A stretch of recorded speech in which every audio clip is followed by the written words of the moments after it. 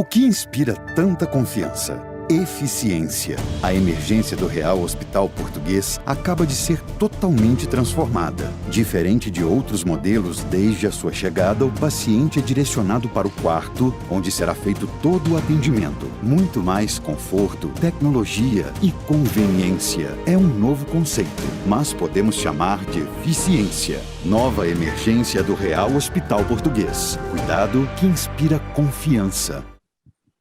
Boa noite, telespectadores e internautas da TV Nova Nordeste. Meu convidado de hoje é o Dr. Paulo Luxinger, diretor do Departamento de Cirurgia Refrativa e Catarata do Real Visão, no Real Hospital Português. O programa Ana Cláudia Torpe Entrevista Online está começando agora.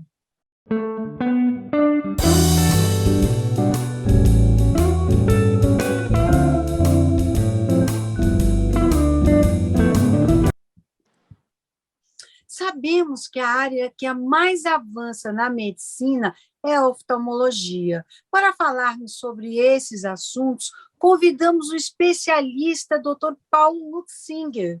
Boa noite, Dr. Paulo. Boa noite, Ana Cláudia Torpe. Tudo bem? Boa noite, espectadores. É um prazer grande estar aqui e agradeço demais aí o convite. Nós que agradecemos.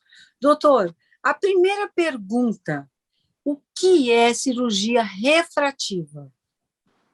A cirurgia refrativa, Ana, é toda cirurgia que tem a intenção de dar ao paciente a liberdade dos óculos. Tá?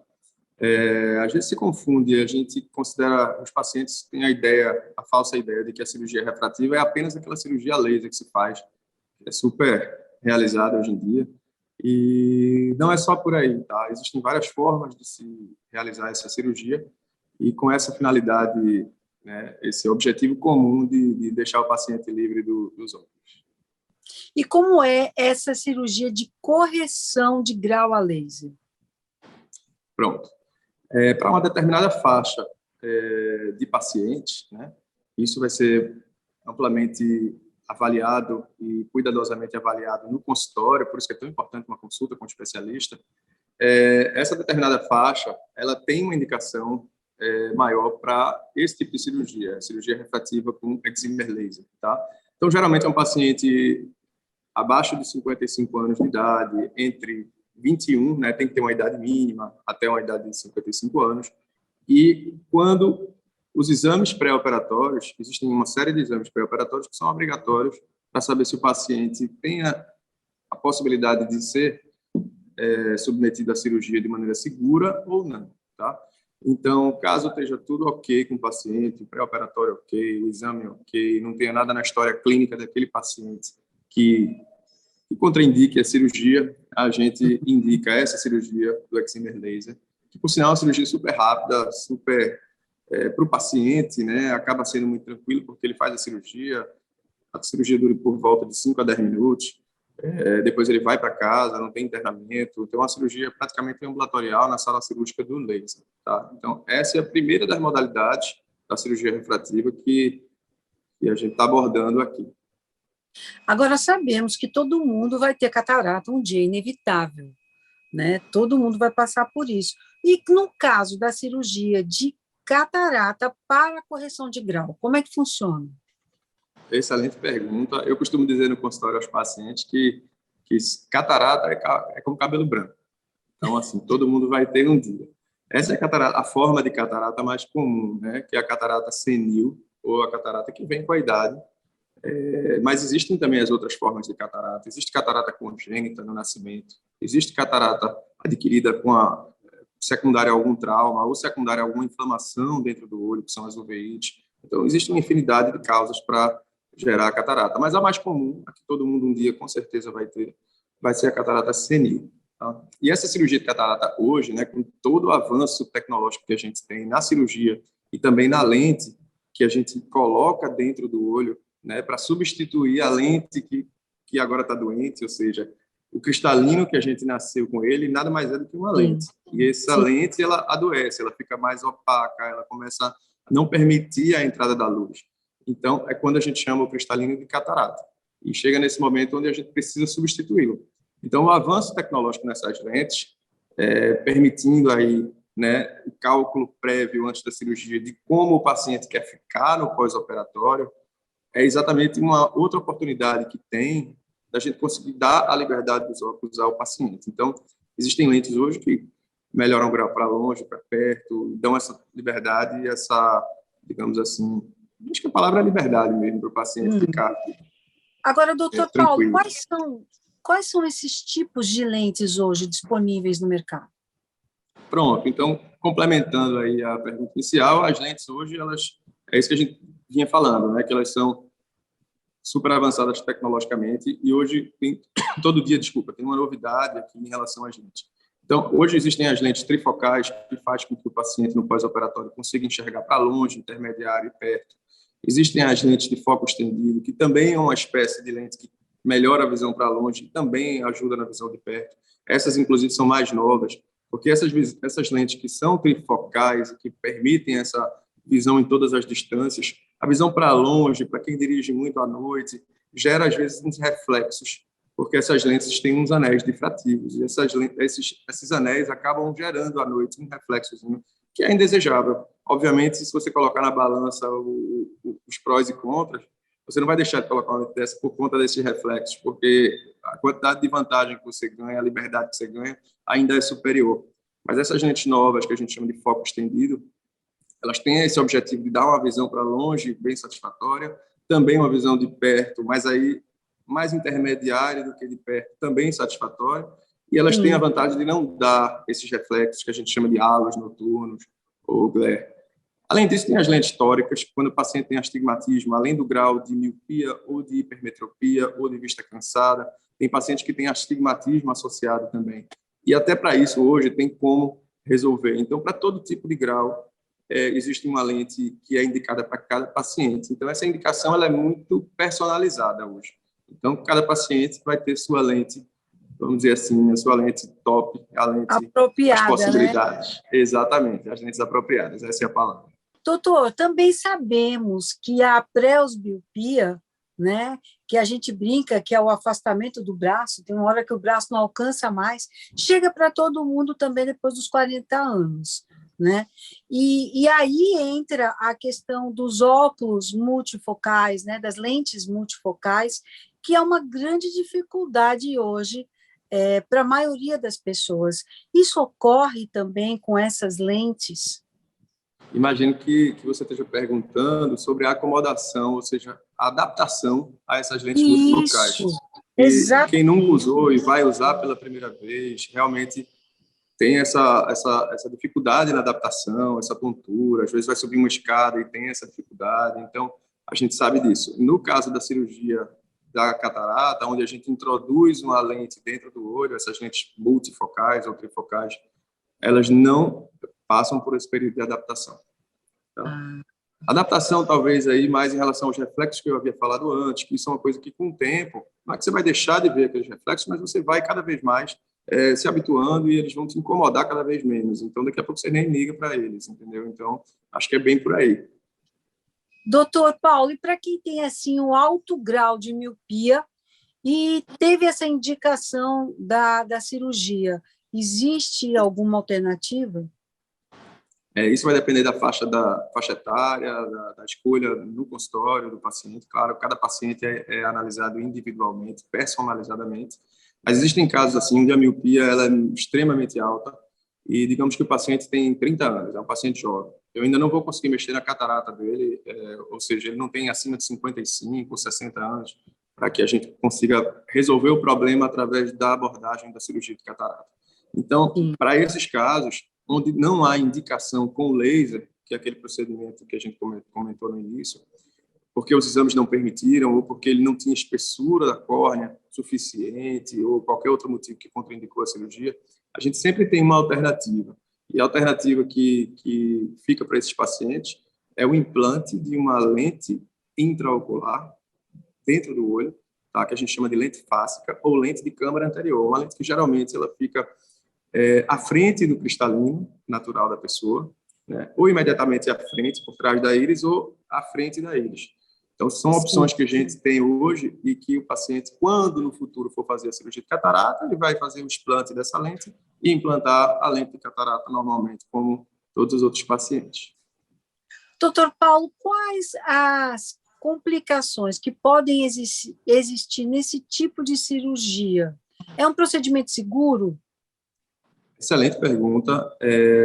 Eu costumo dizer que quando o paciente ele tem uma boa indicação, ou seja, ele foi um especialista que é experiente, um cirurgião experiente, fez uma análise pré-operatória adequada, com todos os exames que são protocolares mesmo, necessários para a gente realmente ver se o paciente tem toda a segurança para ser submetido à cirurgia. Ela é uma cirurgia extremamente segura, seja a cirurgia de catarata, como a cirurgia refrativa a laser. Mais recentemente, as cirurgias refrativas a laser, aquelas que a gente falou no início, elas chegou uma coisa nova chamada de laser de Fenton II. E esse laser de Fenton II, ele é quem faz a confecção da primeira etapa da cirurgia, que é a confecção do flap. Se fosse uma capinha da córnea que a gente levanta. Isso antigamente era feito com uma lâminazinha chamada microceratum. E depois é que vinha o laser que corrigia o grau. Hoje não. Hoje até esse flap é confeccionado através desse laser de Fenton II. Isso gerou um aumento da segurança assim, muito, muito significativo. Para que a gente tenha uma noção exata disso, um astronauta da NASA, ele antes não podia fazer uma cirurgia como essa. E depois do advento desse laser, ele hoje é permitido. A mesma coisa acontece que maravilha, hein, doutor? Exatamente. A mesma coisa acontece com o piloto de caça da Força Aérea Americana. E Sim. hoje, através dessa tecnologia, agora, ao mesmo tempo, depois de tudo isso, significa que a cirurgia não tem risco nenhum. E isso a gente nunca pode afirmar em cirurgia nenhuma, desde as mais simples às mais complexas, tá? Mas, sem dúvida nenhuma, é uma das cirurgias mais seguras que a gente tem hoje, tá? Não só na oftalmologia, mas dentre todas as cirurgias que são praticadas. Doutor Paulo, agora a gente vai fazer um breve intervalinho, mas voltamos já já. Você de casa não sai daí.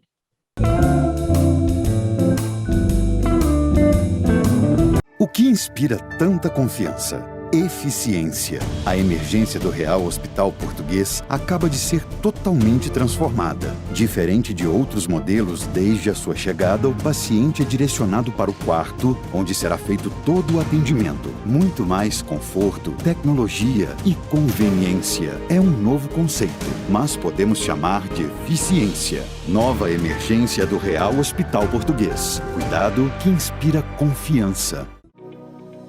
O SOS Preces é um trabalho realizado por voluntários que, além de oferecerem uma escuta sensível, afetiva e respeitosa, compartilham mensagens de fé e esperança por meio da prece e das palavras do Cristo. Este é um trabalho ecumênico realizado pelo telefone.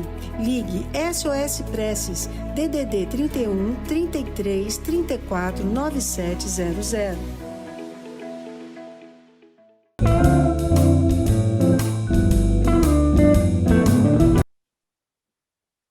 Voltamos agora com o meu convidado de hoje, o oftalmologista Dr. Paulo Luxinger, que conversa conosco sobre as novidades no segmento.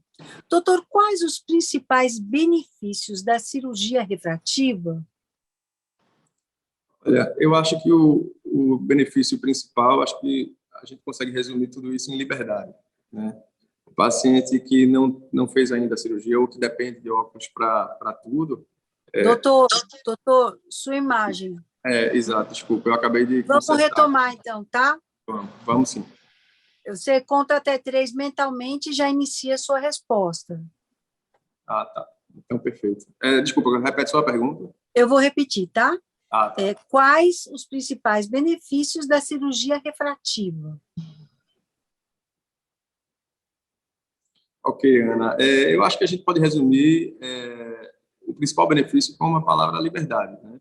O paciente que depende de óculos, ele às vezes precisa do óculos para acorda, ele tem que estar com o óculos no rosto. Então, para fazer qualquer tipo de atividade, desde as atividades para longe ou para perto, tem paciente que depende 100% do óculos. Então, essa liberdade que ele vai ter, eu acho que é a grande vantagem da cirurgia refrativa, né?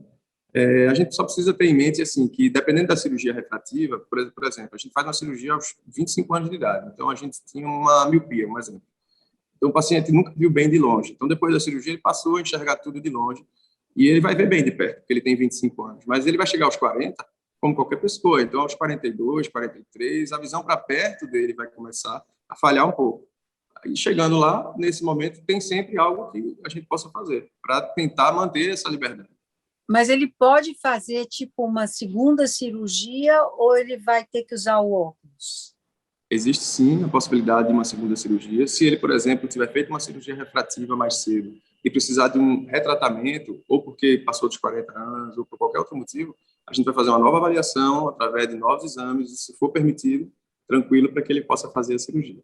E, por exemplo, se ele faz uma cirurgia aos 35, 45 anos e chega aos 55, 60, 65 e desenvolve a catarata, ele vai poder fazer a cirurgia de catarata, que não deixa também, hoje em dia, de ser uma cirurgia refrativa, como a gente falou, e sem problema nenhum, como qualquer paciente.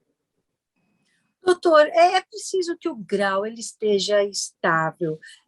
Tem algum problema? Porque a gente sabe que tem pessoas que têm um grau mais acentuado também no olho, no outro não. Como é que funciona essa parte? Essa anisometropia, né, de um olho em relação ao outro, isso não faz tanta diferença, né? Isso pode gerar um problema que a gente chama de olho preguiçoso ou ambliopia. Então, é um problema que a visão desenvolveu ali até os 7 anos de idade, e isso pode gerar um déficit, que esse déficit, infelizmente, a gente não consegue resolver com a cirurgia refrativa. Se ele tinha o déficit, a gente não consegue. Mas, se for algo não tão significativo, em relação a poder fazer a cirurgia, a gente pode fazer tranquilamente a cirurgia nesses casos, tá? E, voltando à outra pergunta, que eram duas numa pergunta só, me desculpa. Não, era essa mesmo. Vamos encerrar com aquela resposta. Era só uma mesmo. Perfeito, então, desculpa. Tá? Imagina. Vou retomar, tá, Marconi? Agora, doutor, você disse que o tempo de cirurgia é curto, né? Quanto tempo? Olha, para as cirurgias refrativas com o laser, né, com a Excimer Laser, a cirurgia dos dois olhos aí, depende muito da colaboração de cada paciente, é claro, mas assim, tem paciente que colabora mais e vai mais rápido. É uma cirurgia tranquila, então o médico vai estar junto do paciente o tempo inteiro, mas ele vai estar acordado, ele vai estar enxergando, então ele vai seguir as dicas que a gente vai dando ali do passo a passo da cirurgia. Mas é super tranquilo, super rápido, geralmente. E leva, em média, entre 5 nos casos mais rápidos, até 15 minutos nos mais demorados. Na cirurgia de catarata, como é uma cirurgia onde o internamento é necessário, é feito num bloco cirúrgico, realmente, como qualquer outra cirurgia, então tem toda essa questão dos processos, né, de segurança de todos os hospitais. E é uma cirurgia que acaba demorando um pouco mais, não o ato cirúrgico em si, mas por conta de todos os processos. Ele vai fazer o internamento, vai subir anestesia, a preparação, né? Sedação, então o anestesista entra também. Então, o ato operatório em si, ele geralmente, em média, dura em torno de 10 a 15 minutos, tá? Obviamente que cada catarata é uma catarata. Tem paciente que tem catarata mais complicada, que a gente pode durar até perto de 1 hora. Mas a grande maioria dos casos, entre 10 e 15 minutos aí, seria uma média, assim, para a gente tentar. E se faz os dois olhos numa cirurgia só, tem um intervalo aí, doutor? Não, eu acho que não custa, né? Eu acho que é um excesso de cuidado, assim, que a gente precisa ter, de operar um olho, depois o outro. Cirurgia é sempre cirurgia, apesar do resultado ser super rápido, super tranquilo.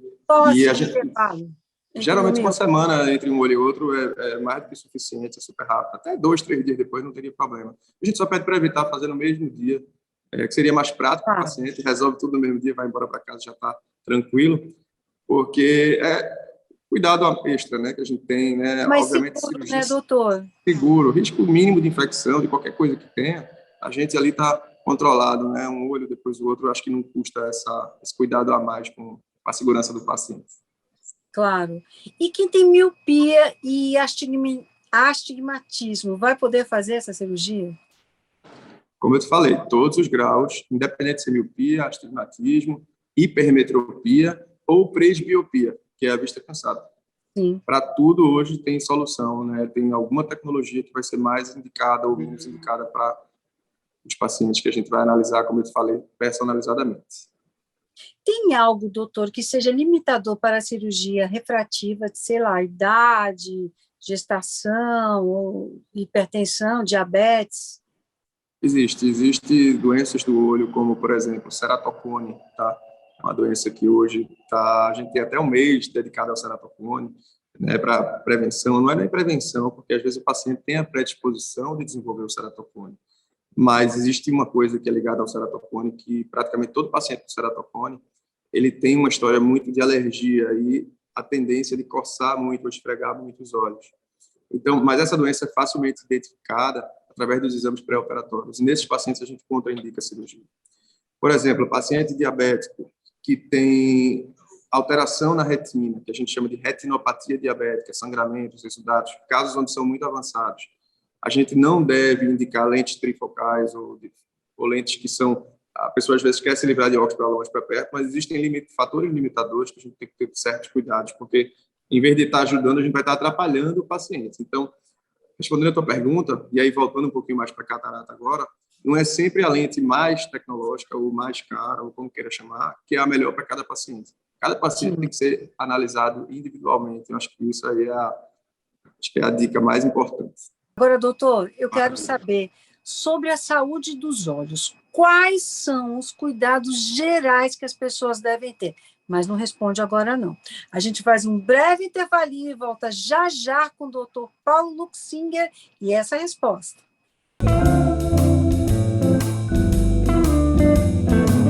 O que inspira tanta confiança? Eficiência. A emergência do Real Hospital Português acaba de ser totalmente transformada. Diferente de outros modelos, desde a sua chegada, o paciente é direcionado para o quarto, onde será feito todo o atendimento. Muito mais conforto, tecnologia e conveniência. É um novo conceito, mas podemos chamar de eficiência. Nova emergência do Real Hospital Português. Cuidado que inspira confiança. Abra seu coração, estenda sua mão para aqueles que estão ao nosso redor. Se eu faço a minha parte, você faz a sua, e o mundo será um lugar melhor.